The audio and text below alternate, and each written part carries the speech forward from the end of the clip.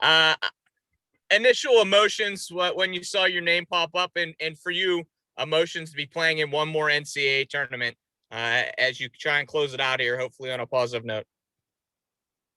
Yeah, so my first emotions was like, oh my gosh, thank goodness, because I was getting worried. I was like, wait, are we not going to be in it? And then when I saw South Dakota State, I was like, yes. I was super, motivated, pumped, because like I feel like we should have won 2 years ago, but it's a completely different team, and I know it's different this year. Good luck down in Texas. Thanks. Thanks. Thanks, Tiana. Next, we'll go to Roshan Fernandez from the Daily Orange. Hi Tiana, I'm just curious what your reaction was when you saw the 8 seed. Did you think it was going to be higher or lower? I asked you the same thing.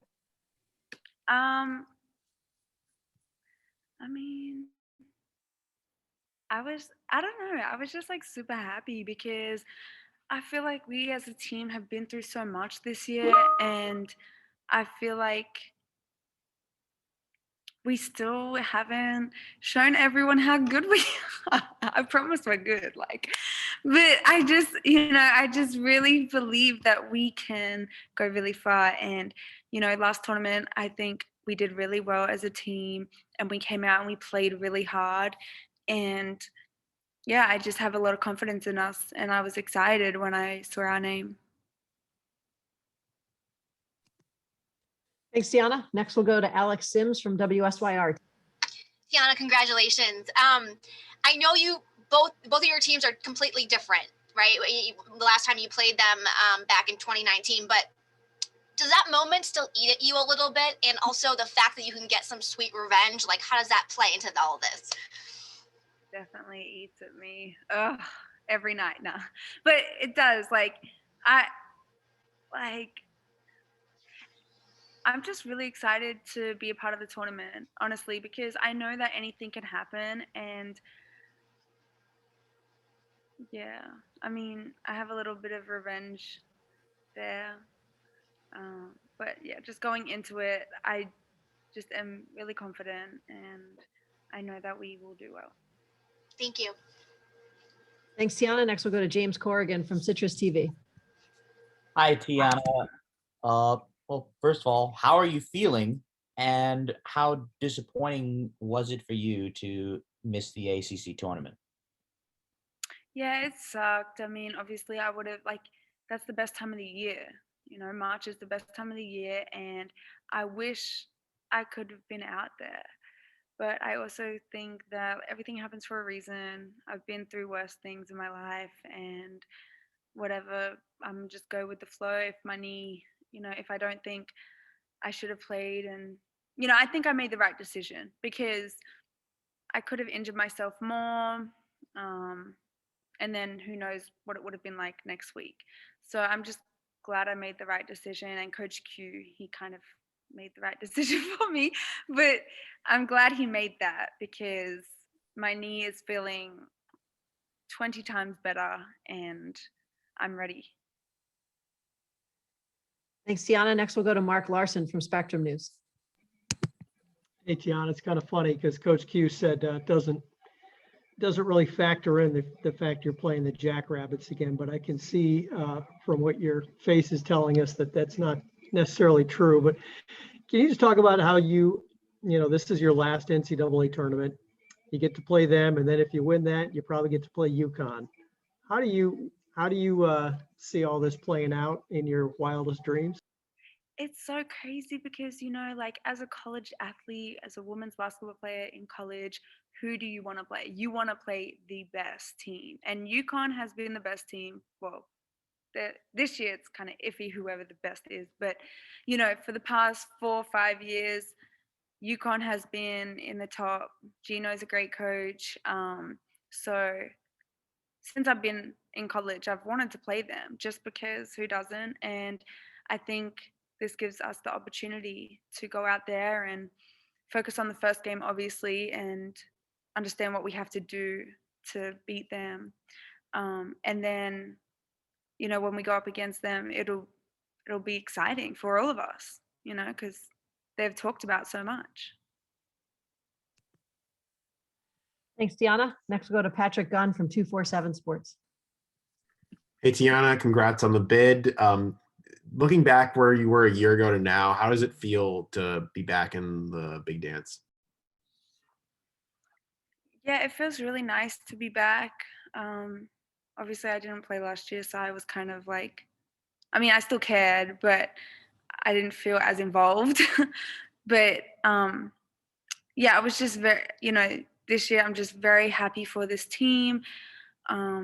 We have like, Camilla, who is an amazing post player who I do feel doesn't get as much recognition as she should.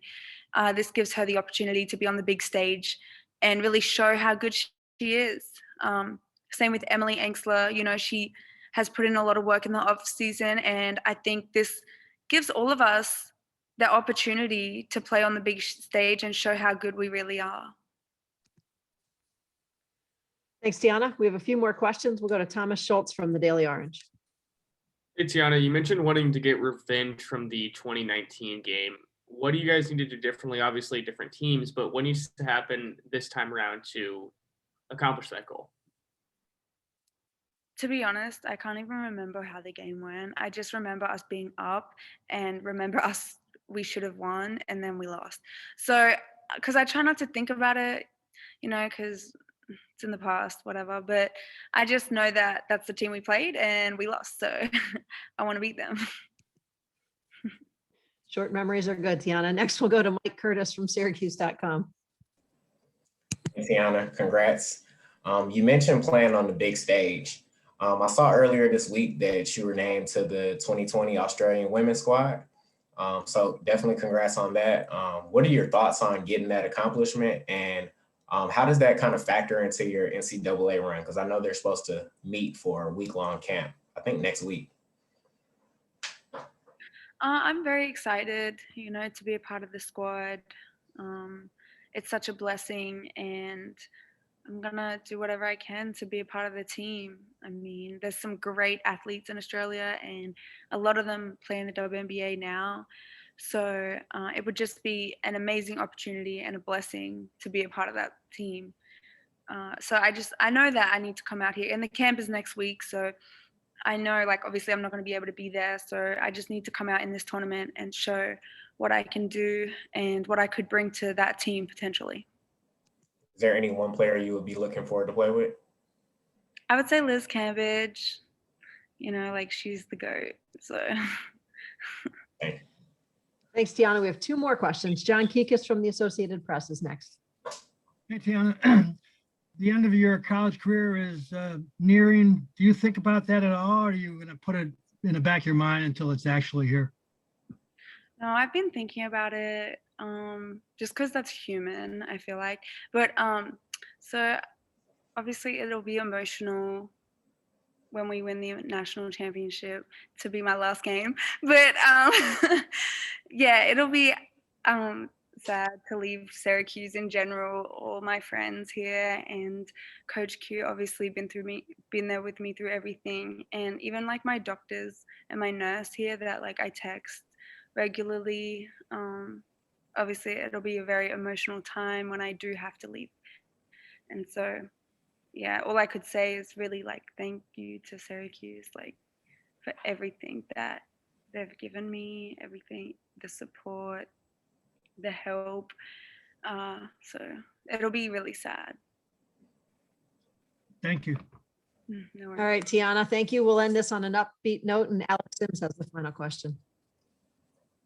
Tiana, I don't know how much you know about South Dakota State, but if so, can you talk a little bit about that team and why they're so good and how tough it's going to be to play them? I don't really know much about them, but I just know that they've had a good season this year. So, yeah, I don't know anything. It's okay. But I know that they lost early in the conference tournament as well. So I'm sure you'll have a lot to learn this week, they're Tiana. hungry to win as well. Tiana, congratulations on the NCAA tournament invitation this year. We wish you all the best, and we'll be following your success in Texas. Safe travels. Thank you.